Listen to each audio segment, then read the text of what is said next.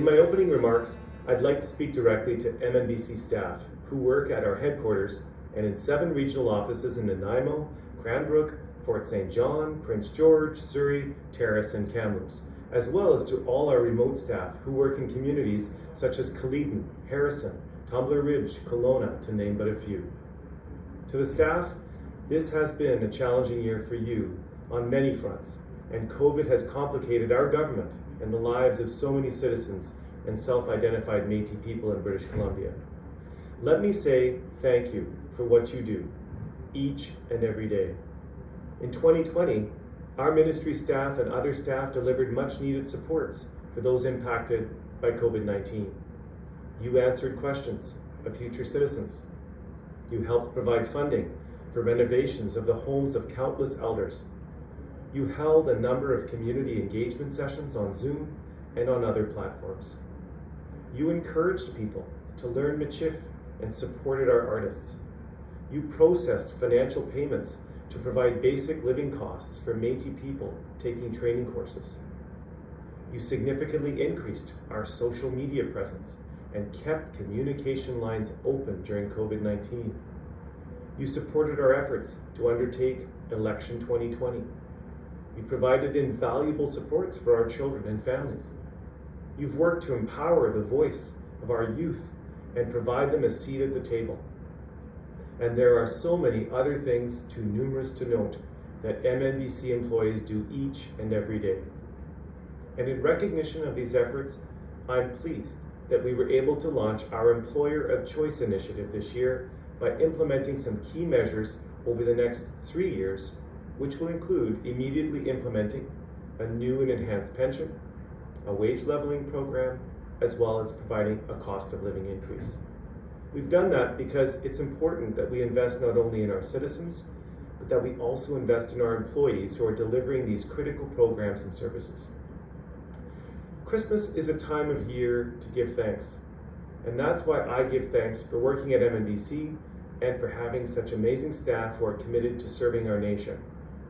We are very fortunate to have Madam President and our entire cabinet at the helm, providing us with the political direction we need over the next 4 years to accomplish so much for our people. A huge thanks to all of our chartered communities, BC Manor, our presidents, MyBC, women's representatives, our veterans, and to everyone else who has supported MNBC over the last year. It is most appreciated. A particularly large shout out to all the community volunteers who helped us as well during COVID-19 to make sure that everyone got the help that they needed. To everyone I just listed, we simply couldn't have accomplished what we did without you.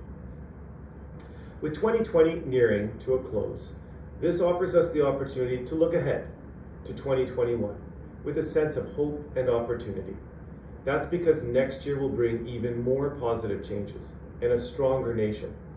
Soon, we will have a new 4-year strategic plan that will guide the successful and effective delivery of our programs and services. Our government will also be introducing a number of new communication products that are aimed at increasing a two-way dialogue with our citizens and other governments across British Columbia and Canada. Stay tuned for some exciting news on that front.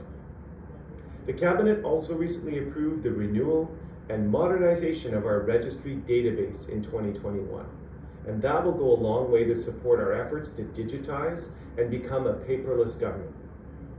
A new registry database will mean faster service and quicker processing times for both new and renewal applications. Our aim is to maintain our high quality standards while becoming even more efficient and accessible to everyone. This modernization of our registry will further support our efforts to identify and register citizens across British Columbia. 2021 will also see us shore up our support to promote our language and cultural activities. This includes the hiring of new staff to work in our Ministry of Culture, Heritage and Language to help place a stronger focus on this important area of interest for our government. We also plan to redouble our efforts at supporting our children and families, in particular, children who are in the care of the Ministry of Children and Families. As we all know, there are far too many of them that need our help. And with the hiring of Colleen Lucier as our new Senior Director for Children and Families in late January, work will be fast-tracked to ensure we have jurisdiction over the care of vulnerable children who need our supports. Many of you will be familiar with Colleen's amazing work in her role as Executive Director at LMO in Kamloops. We are also on the move in 2021. Our headquarters will be moving next summer to our new office directly above the Surrey Gateway SkyTrain station. This will allow for better citizen access to our office and help to connect us to communities north of the Fraser, including Vancouver, Burnaby, New West, Richmond, and the North Shore. Our headquarters will also be co-located with our Surrey ISETS office, so this will all become a one-stop shop for citizens looking to access our various skills programs and trainings. In closing, I want to thank all of the various suppliers, vendors, and contractors who have worked with our team over the last year. You played an important role in helping us do what we do. And a special acknowledgement must also be made for our Métis service providers who are an integral part of the nation.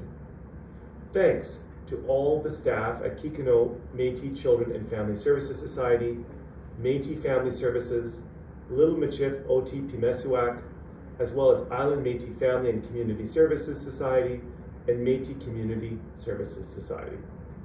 On a personal note, I want to take a moment to thank the new cabinet for their support over the last few months, and to the registry staff for approving my application for citizenship last summer. It was a big moment of pride for me.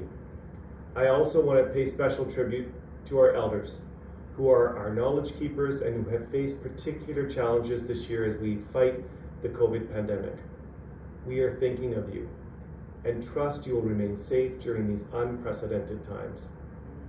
Please make sure to abide by the guidelines of the Provincial Health Officer this holiday season and celebrate Christmas with only those living in your immediate household.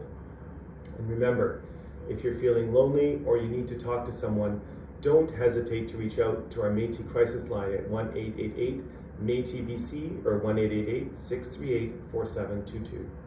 On behalf of everyone here at MNBC, I really want to wish you and your family a very Merry Christmas and a Happy New Year.